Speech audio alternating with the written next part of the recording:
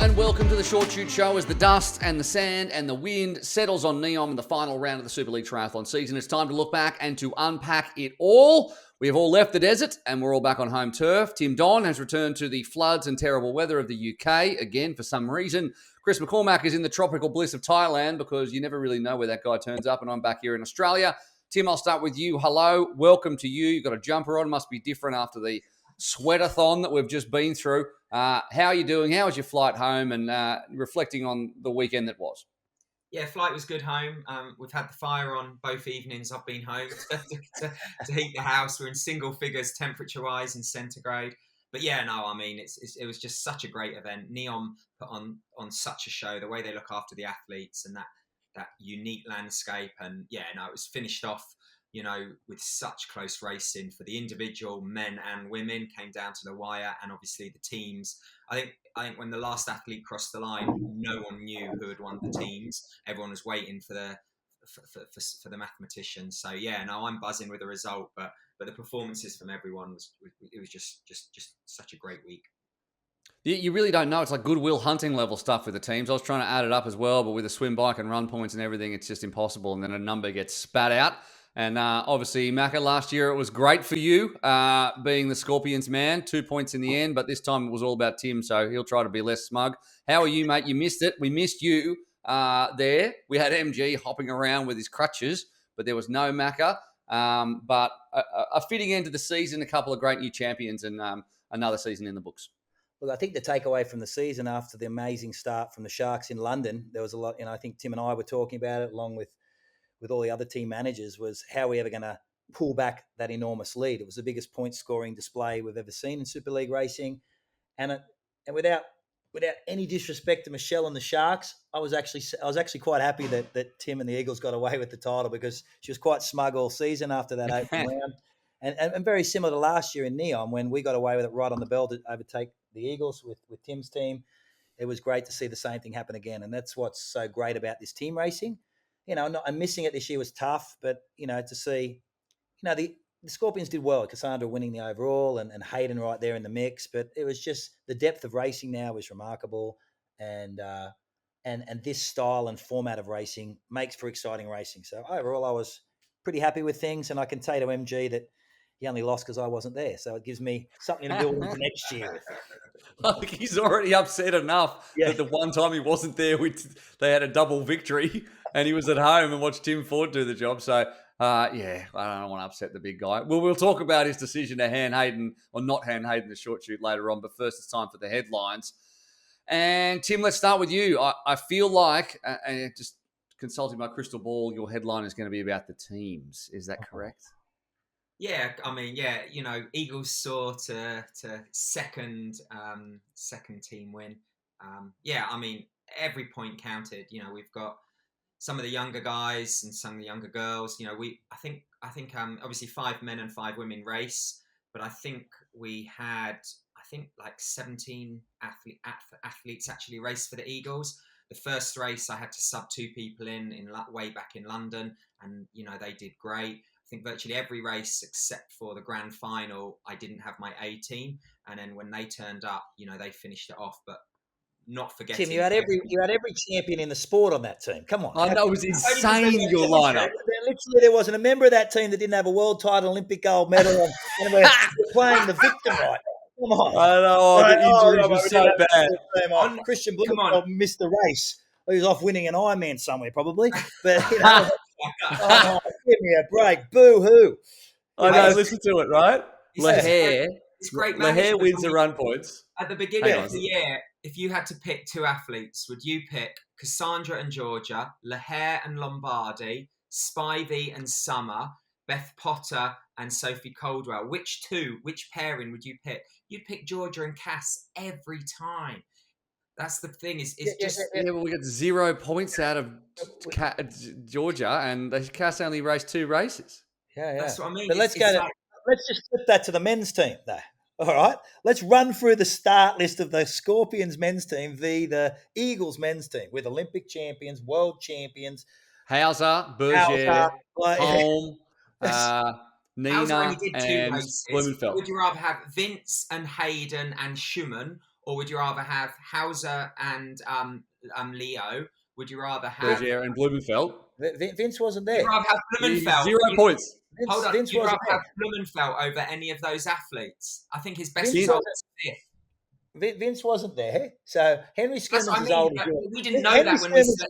I love Henry, but Henry's as old as you and I are, Tim. And I love you, Henry. I'm just genius. He's a little bit younger. But and he's been When we selected the teams, like, yeah. Look, anyway, we can everyone argue. loves a winner. That's all I'm saying. Yeah. The team that blew us away was that London start team from the Sharks. I remember running down that start list when all the injuries came through post that Paris event, going, "Oh, seriously? These decks are loaded," and we saw that. But at the end of the day, Tim, as I said to you, as I said, I think in Malibu, I think what tends to happen amongst the team managers is there comes to be not so much a rivalry, but you like a tight race, and I think. After that devastating performance of the Sharks in London, I think we came together in Malibu. It was satisfying for those teams to come together, and I think there was sort of this desire for us to get over the top of that insurmountable lead, which the Eagles did. And as I said, it was good to see. No disrespect, Michelle, but I'm glad you lost it. Poor management. Scorpions got second as well, so exactly. There was a shift change in Malibu, and I think the athletes started to really believe. Hold on, this team isn't the they're not unbeat. They are unbeat. They're not unbeatable. So exactly. Well, they finished third overall, so they're very beatable. But so the team's concept. Did it take a step forward this year? Because there's always a skeptic that it's an individual sport. They're just faking it. But you look at the podiums that we finish at the end of the season, the teams are the teams. They're together. They really do care. And this time we really clearly had athletes sacrificing themselves in single disciplines to get points. Obviously, there's $15,000 on the line to do it. But people are handing each other short shoots, and people are going to do things for other people and trying to get those points for the team. So within those teams, because you've both been within them, is there a real team feel, or is it for show, as some people might think that it is? Because at the end of the day, it's still an individual sport, Tim. No, it's definitely not for show. And I think the beauty about how the league is set up is that if one of the athletes goes for the bike, the swim, or the run, they're going to get rewarded with prize money, but they also the team gets rewarded. So it's a double win for the team and the individual. It's not like I'm sacrificing everything for the team and I don't get anything. So I think that's great. But definitely we talked about, on the women, we've had Kathia Shah, who's a world-class bike washer, world-class triathlete, but a bike rider. She really, her job was to drive to the front. And then when she got to the front, before the race, we thought we wanted to alienate Beth Potter. She didn't end up racing, but we wanted to put as much pressure on people who weren't in that lead group. And that's definitely she wouldn't do that in the Olympic Games for someone. She wouldn't do that in WTS or in an Ironman 70.3. And the same with the men. Emil Holmes and Christian Blumenfeld, their job was to try and alienate Alex Yee if possible and just push. So massive team, and to them it's exciting because they don't have that normally. They're there and I only came 20th. Oh, that's rubbish. But they're like, here they came. Obviously, there's only 20 athletes. Yeah, I came 14th, but I got the extra points there, so I was worth value to the team. And as you said, there, Will. When all was said is done on the team podium, there was more excitement from the whole podium teams than the individual, for sure. Yeah, some of those athletes are used to coming, again, I came 17th again, or I came 26th, or I came 12th, and everything's a failure because they're not winning races, but they've all got jobs, littler jobs that feed into a bigger job. And I think that does excite these athletes. I certainly feel that way. When you look at everyone's put an Instagram post up talking about how great Super League was or whatever, all the athletes, and it all comes down to that. It's an experience like no other. It's something that's unique, and I can't wait to do it again. And all of that feeds into it, Macca, and that's what we had since the very beginning of this. Oh, without question. And anyone who thinks the team's just for show needs to sit in one of the team meetings. We had a young Ukrainian athlete on the team, Vorontsov, who his desire to score points for the team and feel valuable as a team member was inspiring. He committed himself to win the run prems. You saw him in Neom have the sprint finish. We saw him in Toulouse. And you see the buy-in from the athletes. There's obviously your general classification athletes that are going for the overall and need the team to help them secure those short shoots that enable them to win that overall. So they need to be part of the bigger picture. And I can only, to anyone who didn't see last year's documentary where we did on the victory of the Scorpions, and want to see that coming down to the wire when they won in Neom, and the elation on that team group to win that thing. And we saw it again this year to win that overall. It's changing the game. I think there's a really, really, this is a direction in triathlon I think is exciting. I think the athletes who have participated in it see the excitement and understand it. And probably the ones on the sideline, the old traditionalists, are like, this ain't triathlon. Well, when you become a part of it and you see it, it's 100% triathlon. It's the future of the sport. And I think it just adds a layer of professionalism, adds a layer of opportunity for professional athletes that they've never had before. And it's just exciting racing. So I think it's definitely not for show. It's the future of our sport in some capacity. Yeah, I mean, the first thing Leo Bergere said when he stood up on the stage and we interviewed him afterwards at the dinner was like, thank you to Matt Hauser, because we talked about him getting me a short chute. Like he wasn't at his best, Matt, but he was like, I'll get the short chute and you'll get it. And that's what delivered him the win, wasn't it? Like at the end, Hayden Wild couldn't go with him, and that's what delivered him the win and the World Championship title. And that's a great example. Yeah. Well, that didn't give him the win. Me giving him the short chute gave him the win. Okay. Manager's choice. This is what I had to deal with all year. Please. No, MG not giving Hayden the short chute. Yeah. I don't know how you can. Error on our front and error on MG's front that gave you the overall.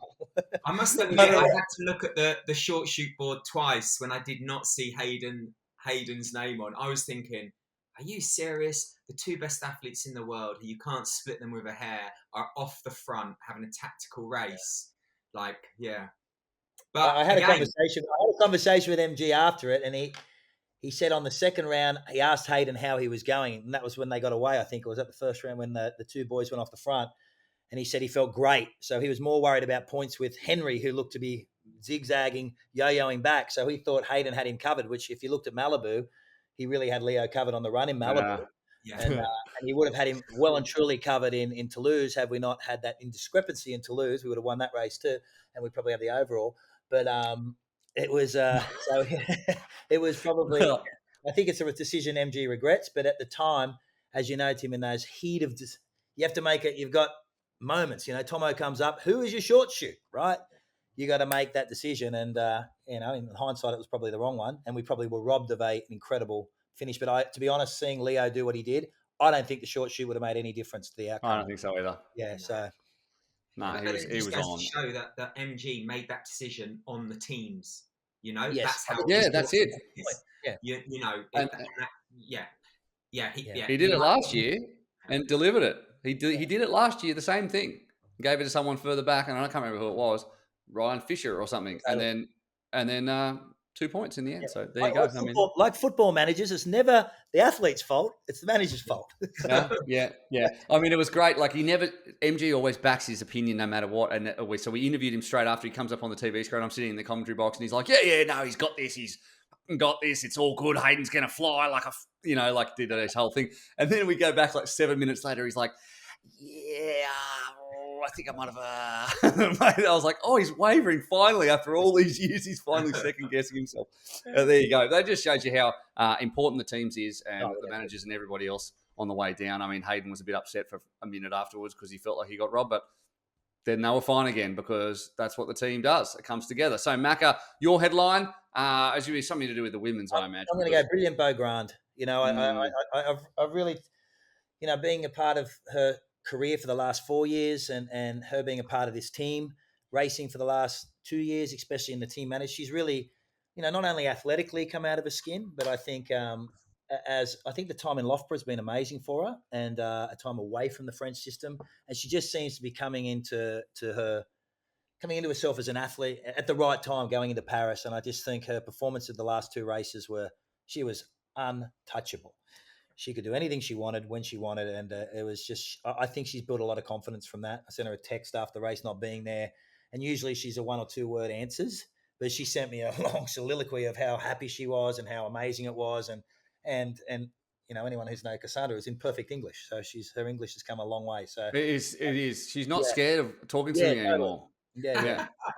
I'm scared of talking to her, but she's not scared of talking to me anymore. She just used to run away, but now she's golden. It's same like in our interviews. Like I used to expect, there's a certain thing you would expect when you talk to Cassandra, because I can't speak French, so I can't say anything. But now she's like, yeah, I think that confidence with the increased English and moving to Loughborough is like it's making her confident in her racing as well. She feels like she's accessible. Everything's accessible. And I did ask her on Thursday night in a Q&A we had was, you look like you've got more focus this year. And like because there are times when you think like, okay, she's in the zone. You can see before the race, you're like, okay, today's one of those Cassandra days. Yes. And there's been more of them. There seems to be more. They're not few and far between. We're not talking about her not being with it or not caring about it like we wanted to anymore. I don't know. No, you're true. Comparing her, just a flashback to last year, anyone who didn't see it can go to YouTube and watch it, or on the Super League site. But that crash in Munich and the athlete we had to deal with last year post that crash, she became a point scorer in disciplines as opposed to overall, like even considering an overall win in many of those races, where this year, in the team meeting, she's like, no, I'll get that swim. I'll go after the swim points. No, I'll get you the run points. And no, I'll win the race. Like she was a different athlete.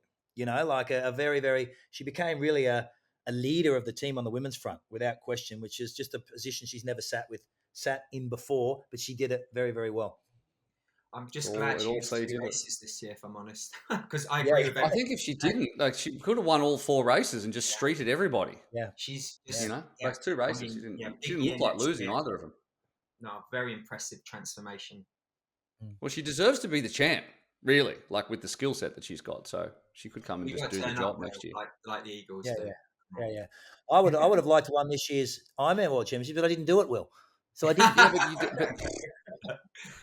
You got to actually race the event if you. If you had have won Ironman World Champs this year, there would be louder rumours about you than there are about Sam Laidlow. Extremely worrying result for you. Yeah, actually you're right. Okay, so my headline, just quickly, and I worked on this. It is Burger King, because I feel like Bergere is just French for burger. I don't know if it's true or not, but he was just so good, Leo Bergere. I mean, we don't talk about him as much as we talk about people like Hayden Wilde. I don't know what it is, but like he's quiet, he just goes about his business, and then suddenly pops up at the end of the race and wins it. And he just continues to do that in all different formats. But in men's race, in Super League racing, you have to have a really sharp spear. You have to focus on it if you're going to do well. Like you have to have everything sharp, everything down pat. And he seems to do that and still escape our attention sometimes until he pops up at the back end of a race. Never makes a mistake except for riding to his transition box once, but I'll blame that on Hayden. He makes very few errors, and he very rarely is off the pace. And that's what you need to be a champion in Super League racing these days. And he could very easily just continue to dominate and come off the back of a successful Paris and do it all again. And I just think, wow, the production line is strong over there. And he was just a great, I'm imagining, like, what's he like in the team, environment, Tim? Like, is he quiet or because I hadn't much to do with him, to be fair. He is quiet, but he's just so well liked. And when he speaks, everyone pays massive attention because it's always something very specific, very unique. He's a great asset to the Eagles team, but it's exactly what you said. You've got Christian Blumenfeld in there. You've got Maddie Hauser, who obviously was second last year with some hard luck, and when he races, he's out there doing his thing, and he just kind of slips through. He's very, very much like that. But he does things like in Malibu after the race, he with Jean Lahaire, the two of them took Fanny for a bike ride. So he's really a team player. The three of them went for a bike ride. I'm not sure much was said because she's ever so quiet, but just that experience and his, for him to do that just goes to show you how much of a leader he is of the team. And definitely, I think going to Toulouse, there was a lot of pressure on him because he knows the skill set that Hayden possesses in Super League and how dominant Hayden was in Toulouse last year, with him just going off the front and winning at a canter. For him, that really changed, and he took that confidence into Malibu. And then from there, it went the other way. It went to Hayden. So for him, it was really important for him personally to really go mano a mano. And it was the two of them off the front. Hayden went off the front with his teammate, and it was Leo who did the majority of the work to drag. He was that hungry to win. But you're right, he is such an unassuming, quiet character. He's like the silent assassin. But yeah, no, he's a pleasure to work with. He reminds me, you know who he reminds me of, and it's just going way back, Hamish Carter, because he looks so beautiful in the disciplines he does. A beautiful bike rider, a fantastic swim technique, and a beautiful looking runner. And there was the old Olympic champion from 2004, a Kiwi guy, Hamish Carter, that Tim would know well, who was the same, just looked beautiful in the disciplines he did. And I think my takeaway from Leo Bergere this year was just how beautiful he rides a bike. There's so much power there, but there's so much finesse around those bike skills. And we saw that in Toulouse. And again, we saw that in Neom, as you said, that when he closed that gap, and he did 90% of the work to close that. He had Christian there helping. He did a lot of that work to get that gap closed. Yeah, and those gaps are so brutal to close in Neom, as we've seen time and time again. But Leo Bergere, that's my one. Treads softly, carries a big stick, and big enough to win in the championship. So well done to Leo, and we'll see more of him, no doubt. Now it's time for the stock market. Life is full of ups and downs, unless you bought crypto like me, in which case it's just downs, just constant downs. Anyway, time for the stock market. Macca, your stock rising. If you could pick someone who you think over the course of this season or even over the course of the past weekend, whose stock is rising, if you had some cash, which we all know that you do, and who would you put it on? It's an easy one for me, and it's probably everyone's going to go, but Kate Waugh, I think, since Blue chip. since that Paris test event, and then going through Toulouse and just carrying on. I mean, I thought in Malibu, she was like, oh, maybe it was like a bit of a fluke, but I think she just looked remarkable all season. I think her stock's on the rise. I think the confidence, and just seeing her holding a $50,000 check in her hand and having spent a lot of time with her over the season, even though she was a shark. I just think she's an athlete to look for, and I'd hate to be a British or a UK Olympic selector right now. It's Would you choose her if you were, potentially? There's no way you'd ever be allowed to be that, but if you were, who would you choose? Look, I'm thinking it's between Caldwell and her. Assuming GTB gets that second spot, and Beth's already got hers. Yeah. I would, yes. Oh, yeah. Ooh, that's hard.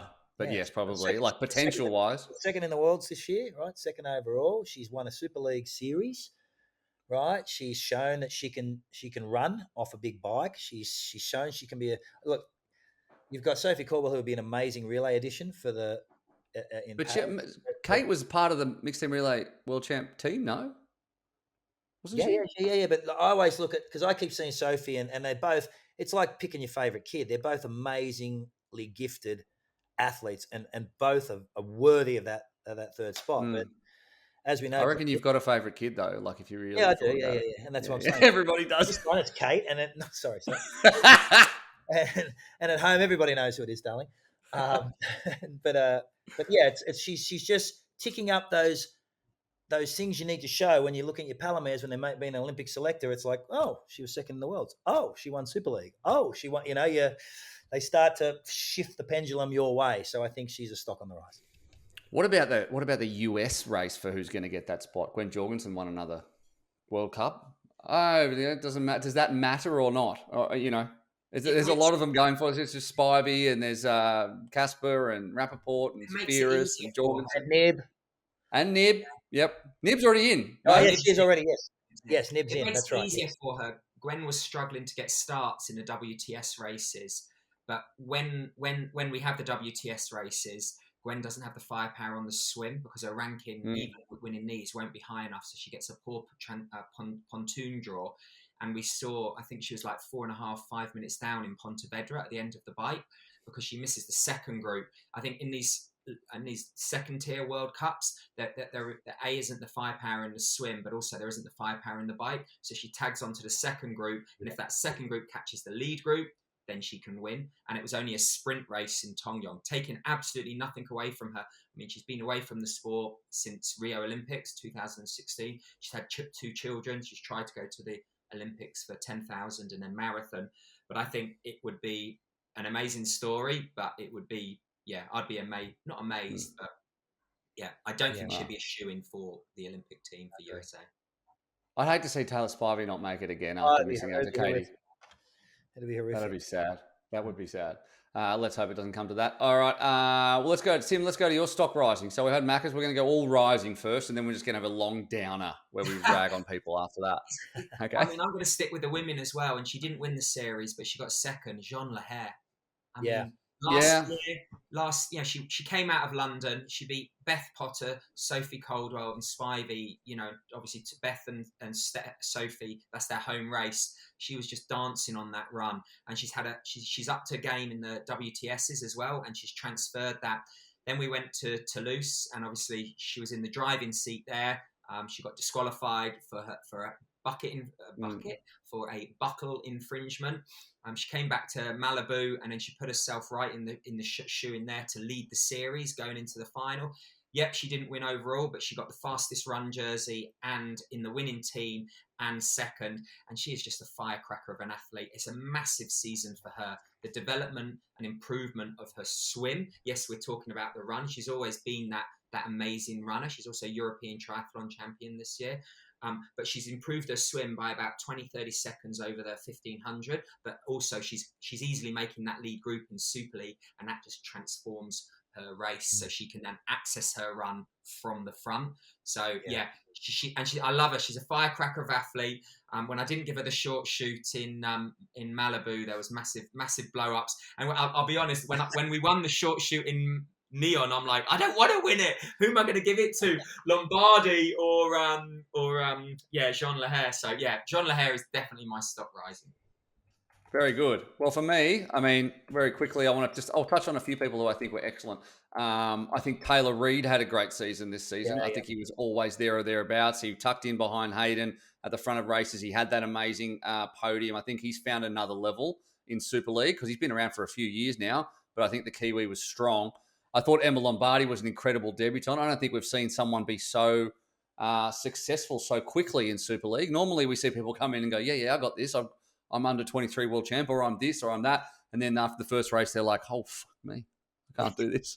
But she didn't have that at all. So she did incredibly well. And I always say it, but like continually Fanny Zalai got better. And I know it was a gamble to have her in at 15 years of age. We had a 16-year-old too, Yamina De La Pena, and I sat next to her the other day. I felt like a chaperone at the party. But Fanny finished 7th, and she was stoked, and she outran Leonie Perriot and finished 7th in Neom. And maybe the gamble of like, are we going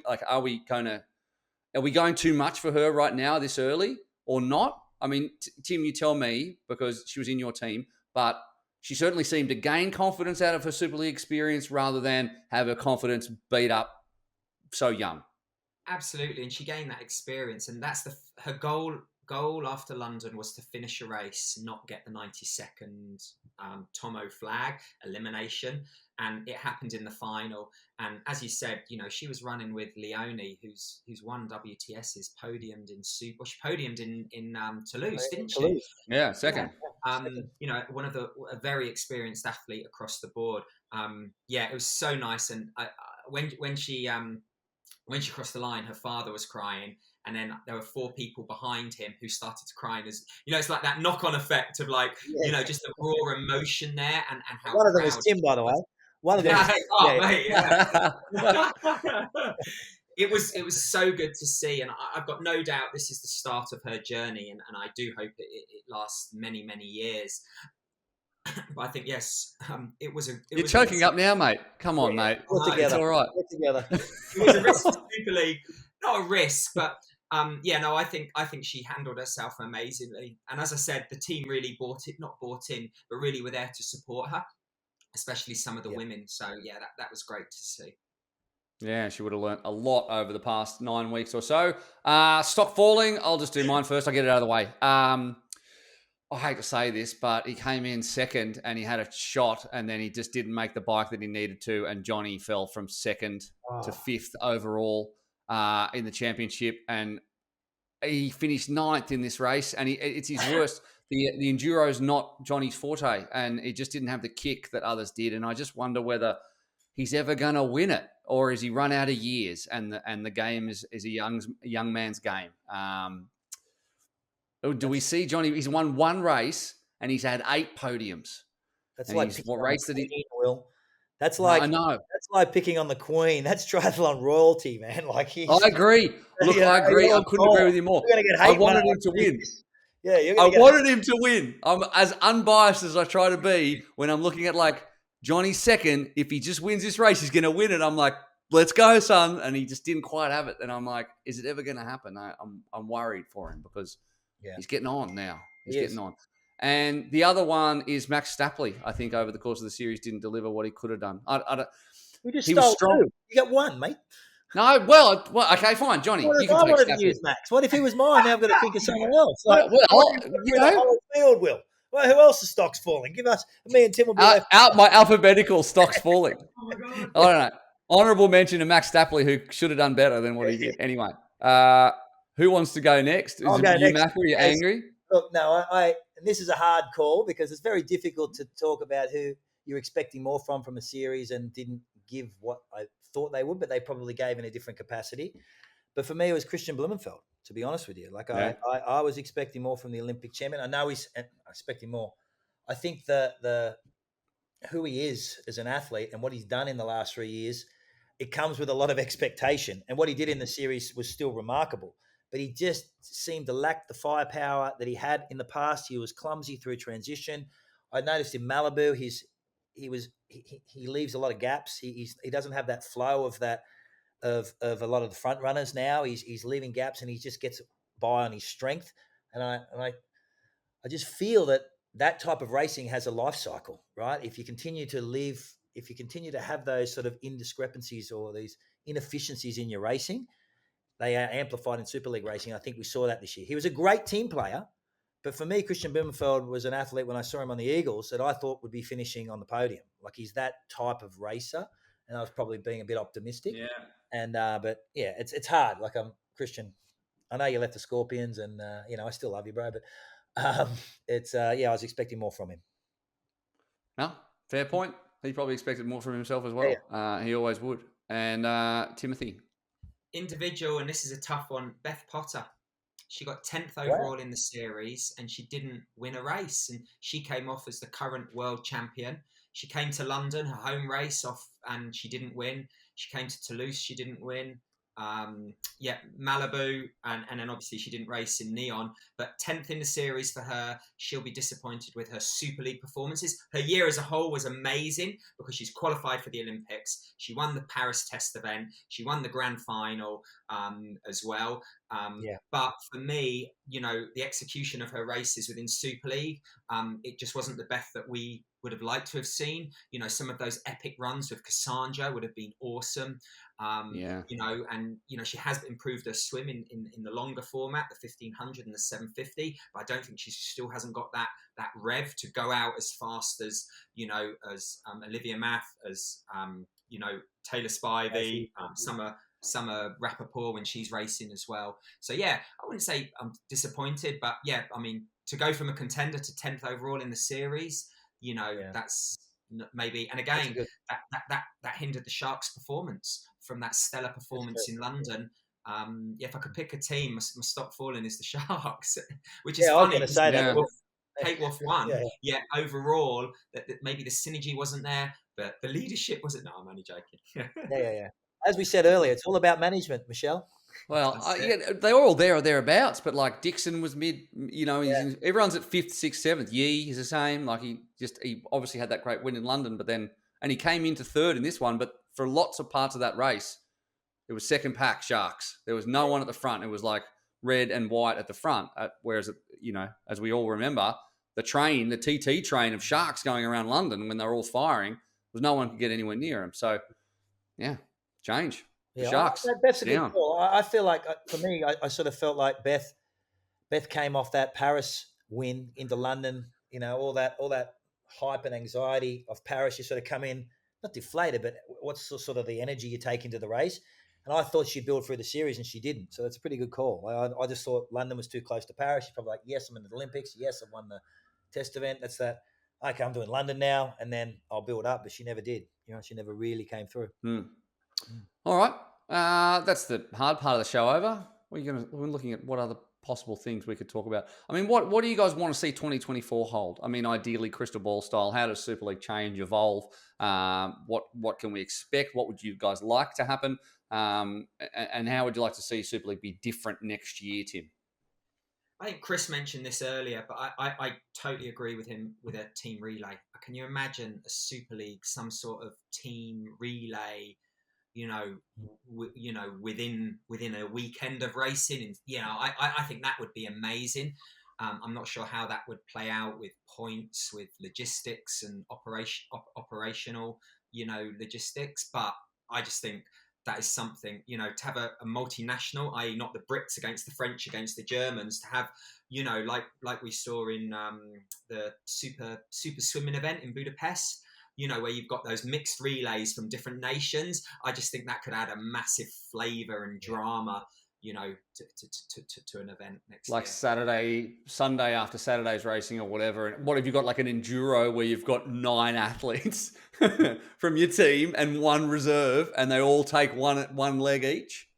Or maybe is that what you would do? The whole team. There's a tactical element. There are 5 in each team, and you pick only 4 of them, and you maybe you don't even pick them until the race unfolds or something. Who gets the short chute? Things like that. We could really make that an exciting, dynamic format. Can you imagine? It's we use the triple mix as a relay.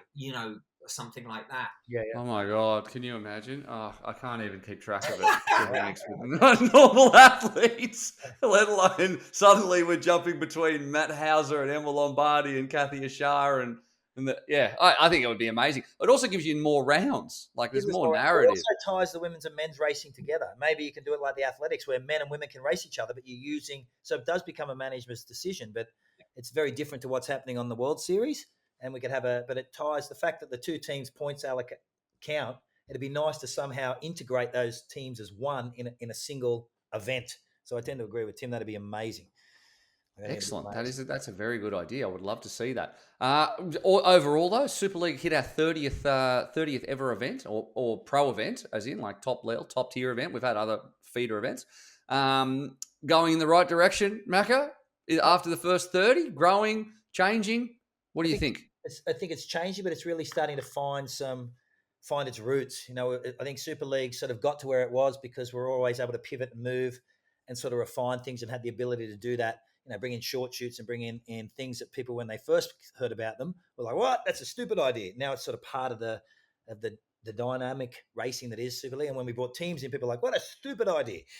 And now we're seeing this sort of form. I think we're really starting to grow roots as a series, and I think we're going in the right direction. And I think this entire teams racing is dynamic. I agree with Tim. I think we need, and I think we're going to get that next year. A couple more rounds, a relay, guys. We have to have. I think it's a brilliant idea. One of the rounds needs to be a relay, or we have maybe in Neom we have two days of racing, and relay is one of them. How we form that is key. But I think Super League's booming. Personally, I miss 2 days of racing or 3 days. Remember, we had 3 days once. That was the beginning of Super League racing. Let's do all the 3 days. We did do all the formats. Oh my God, how did they survive? What did we do to them? That's absolutely mad. But yeah, Tim, I mean, you obviously involved day to day as well with Super League and have seen it grow and change. So obviously, Macca's right. We've had we keep coming up with new stuff, and not all of it sticks, but the things that stick have now become part of the DNA of what this is. And then, but equally, we're going to continue to refine after the first 30 into the next 30. And that's what, Super League is not afraid to evolve the sport at lightning speed, and they're willing to take risks by adding the short chute, by having this team element, by doing the triple mix. And then we've checked, the elimination used to be 1 after every event. Now we've done it to 3 after the first 3. And then we finish with a pursuit. That they really are thinking of how the athletes can get the most aggressive, exciting racing. And, to be a part of that, and see it evolve, is just great. And, they set their foundation so strong, 30 races ago, and that just gives them such an open hand to try these new formats and new countries, new venues. Add in dirt. How many level triathlons have dirt on? Have dirt riding. We've got the cobbles. We've got the surf. We really are hitting. All of these boundaries, and we're pushing them. And I've got no doubt. There's going to be some newer, exciting events. In the next couple of years, it's only growing and improving for sure. I'd love to see it racing throughout the year as well. Can you imagine that? We could race early season and late season with maybe a big race in the middle. That's the type of thing. We have a transfer window in the middle. You suck, you're out. Boom. Like 3 rounds and then a transfer window while they go off and do other races, and then another 3 rounds at the back end. Four. You just cut 4, 5. God, I'll get divorced. Why? I was leave home forever. Macca and I sat in Hyde Park on a bench, passing each other brown envelopes. I will trade your De Koenig for 2 Chars and a Bergere, etc. That's a terrible. Can I have MG as my team's manager? No. They get traded too, don't they? I will trade anything. I will trade my assistant manager MG for literally anything you've got. Like literally, I'll take nothing. You just take him away. Okay, I want to hit on one topic before we go that's not Super League related, and because I just think it's bizarre, and I want to see what you guys think. What happened? What's going on with Sam Laidlow's post? Wow, Did anyone read that? Bring that up, Will. Because I want to hear what you have to say about it. Obviously, for those who don't know, there's rumors going around that he's doping, etc., unsubstantiated. And then I don't know if it's not a good call for me for him to get on Instagram and write this whole post about blaming and naming and blaming all these people about it. And then answering the question, it was one thing to say it, and then answering and fighting in the comments was like... Yeah, like, mate, what are you doing? Anyway, he's taken it down now, but he wrote like, today I'm disgusted, today I'm saddened, I'm being attacked, I'm going to go to war, frustrated humans have accused me of cheating the sport, etc., etc. I know who I am, I'm willing to expose everything, I've never asked for a TUE, like a medical exemption, never touched the grey zone, some athletes do. And then he went on to say, it's Rudy Von Berg's dad, and it's this guy, and it's that guy, and whatever, and it's, it's all bullshit, essentially. So then he took it down because he realized it was dumb. So, Macca, what's going on? No, I'm not asking you whether Sam Laidlow's doping or not, because nobody knows except for Sam Laidlow. But what about all that, though? I think whoever his PR team is a nightmare. Stupid move. Like, I wouldn't have even known it was happening. Now I do, right? Like, what I know, and sometimes when you're in it, that's when you need to lean on your management team and your PR team. They're like, look, just zip it, say nothing, and it'll go away, right? But that was just stupid. And I get it because you want to defend yourself, right? And you go on the attack, but that was a silly move. And look, I'm not a big fan of pointing fingers at people for doping unless you have unsubstantiated proof, because to me, I've always found that that's a cop-out by the other athletes because it makes you sleep better at night. The only reason he beats me is because he must be doping, right? So it allows you to sleep. And when it's a real slippery path to go down that way as a competitor or as an athlete. It's a bit of a blame game. My takeaway is I don't know. I just thought Sam's performance in Nice was unreal, but so was his performance in Hawaii the year prior. There's been a lot of athletes that are really, really great at long course racing. They're one-off sort of athletes. Pete Jacobs comes to mind for me as an Ironman athlete who won in Kona, got second, sucked everywhere else, right? And I know that guy's clean as a whistle. So I just think it was silly of Sam, probably youthful exuberance. And I think taking it down was remarkable. But, geez, it made for some interesting reading. It kept me engaged on the flight here to Thailand. I was like, wow, this is awesome. But that's the whole problem, isn't it? Well, you didn't have to do that because then normally you're like, and now we're talking about it. Well, we could have just not been talking about it. I was asking everyone in. I'm ringing Joe Skipper. Who is this person? And then one of the people he accused, one of the girls, just won the race in Portugal. And, I'm like, wow. I just had no idea this even was going on. It was with Vincent Louis in Girona on the weekend. And we were talking, it was the hot topic in Girona, right? I was just sitting there thinking, wow, Sam, stupid move, man. So literally as I was leaving Girona, he took that post down, but it was up there for a long time. And I kept, when you're on Instagram, you click translate because it was all in French. Yeah. And then you're like, sacre bleu. It was amazing. Yeah. TD, Yeah, I mean, it's also the sport too. Like, it just tarnishes the sport. And it could just be a big storm in a teacup and nothing, right? Or it could be, and he could get busted for doping in a year's time or 2 days' time. But it's just no good for the sport when that's the topic everybody's talking about, Timmy. Yeah. And I mean, no one had any idea or knew what was going on, and if he was being investigated or not. The whole point of an investigation in that level is that, I guess, it needs to be quiet behind the scenes, because if everyone's talking about it, it's non-void. But I was amazed that he put out there just winning the world champs, not just, I mean, in time-wise, he podiumed last year as well. He did well in some of the PTO races as well. So I raced him a couple of years ago at Bolton Ironman, and he led the swim, he led off the bike, he died in the last 5K of the run, and Joe Skipper just beat him. I think Joe ran like a 2:36 to beat him. So it's not like he's come from nowhere. Yes, maybe he hasn't got the junior pedigree or under 23 of Jan Frodeno, of Alistair Brownlee, of Christian Blumenfeld, those athletes. But without a doubt, he didn't just turn up, win an Ironman, win Kona, bang. There has been a progression of that. I'm just blown away that he went public with it. It's something that as a manager, I'd have been going, you've just won the world champs in your home country in glorious fashion. This is now when we can capitalize on the next 5 years of your earning capacity. And hopefully you're young enough, 24, the development as an athlete is only going to stay there, or if not improve. And if I was looking to throw 6 figures down, I'd be going, oh, well, what the heck? What is this about? Yeah. I wouldn't have known anything about it and signed the contract, no worries. And now I'd be like, well, I'm sure it's totally not founded, but why did he have a need to? And he was very aggressive, pointing fingers, as you would be, defending your name, but no one knew about it. He didn't. I'm not saying he didn't need to do that. He didn't need to do that publicly at this stage necessarily. But we'll never know. Attacks. It was vicious attacks. It was very Lance Armstrong-esque in the sense he went on the offensive straight away, bang, bang. Like, I mean, I never said that. You're a liar. This is what happened, and then straight onto that person, and then someone else. That's a great parallel. Like, wow. It's very, those initial, how Lance defended himself. You don't want to be parallel with that. Yeah, don't want to be parallel at all. You're right about the earning capacity, because like automatically sponsors would be like, you know what, there's smoke. There may or may not be fire, but it's the kind of smoke I don't need stinking up my brand. Yeah. So that's exactly right. But you know what? I've done dumber shit when I was 24. I posted totally. some pretty dumb shit. Poor guy. Everyone makes mistakes. He's made one publicly, and let's hope that's the only mistake that he is making. We should go, though. We should go on that note.